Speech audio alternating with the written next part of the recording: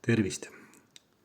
Kui te soovite näiteks töömaale ehk TTKI kaardi abil hoopiski telefoniga ennast töömaale registreerida, siis on üks võimalus laadida endale alla Teracle Lite äpp, leida see siis kas Playboyst või App Store'ist, avata selle äpi.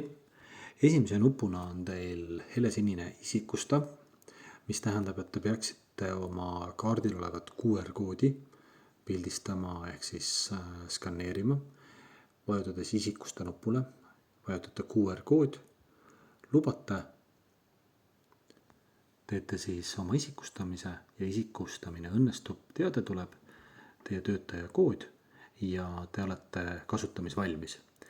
Esimesed nupud on lihtne, teil on ees kell, mis on 0 ja alusta nupp, vajutate alusta.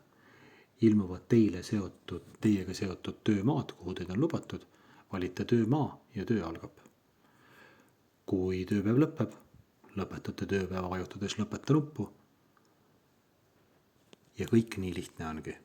Kõik teie tööalad on eraldi veel näha all olevatel nuppudel tööalad ja teie sooritatud tehtud tööd nupu all tööd. Ehk siis head kasutamist, nii lihtne Teracle Lite äppi kasutada ongi.